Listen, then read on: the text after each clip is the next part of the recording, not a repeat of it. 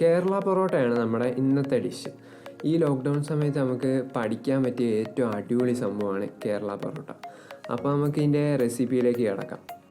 1 kilo മൈദയിലേക്ക് 1.5 table spoon പഞ്ചസാര, 2 teaspoon ഉപ്പ്, 1 മുട്ട, പാല് 3/4 കപ്പ്, ആവശ്യത്തിന് വെള്ളം ഒഴിച്ച് നല്ലോണം കുഴച്ചെടുക്കുക. അതിനുശേഷം നല്ലോണം എണ്ണ പുരട്ടി 1 മണിക്കൂർ നേരത്തേക്ക് മൂടി വെക്കാം. അപ്പോൾ നമ്മുടെ അടുത്ത പരിപാടി എന്ന് പറഞ്ഞാൽ ഇത് കീറിയെടുത്ത് നല്ലോണം ഉരുട്ടിയെടുക്കുന്നതാണ്. അപ്പോൾ ഉരുട്ടുമ്പോൾ അകത്ത് എയർ കയറാതെ ശ്രദ്ധിക്കുക. ഇനി അത് 15 മിനിറ്റ് എണ്ണ തേച്ച് മാറ്റി വെക്കുക.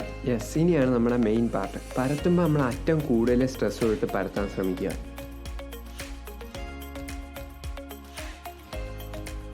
ഇനി അതിനെ വീശി അടിച്ച് അങ്ങ് പരുവം കെടുത്തണം. പിന്നെ പൊറോട്ട വീശാനൊക്കെ ഇച്ചിരി ആദ്യം പാടായിരിക്കും, പക്ഷെ practice makes a man perfect എന്നല്ലേ, ഉറപ്പായിട്ട് അതിൻ്റെ ഇത് കിട്ടും.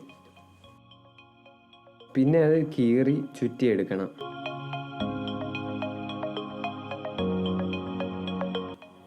അടുത്ത സ്റ്റെപ്പ് എന്ന് പറഞ്ഞാൽ അതിനൊന്ന് മയത്തിന് ഇടിച്ച് വരുത്തിയെടുക്കുക.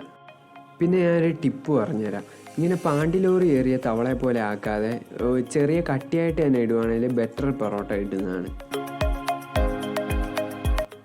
പരത്തിയ ഉടനെ തന്നെ നമുക്കത് തവയിലോട്ട് മാറ്റി ചുട്ടെടുക്കാം.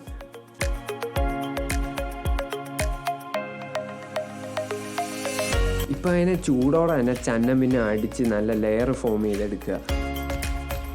അങ്ങനെ നമ്മുടെ പൊറോട്ട ഇവിടെ സക്സസ്ഫുള്ളി കംപ്ലീറ്റ് ആയിരിക്കുകയാണ്.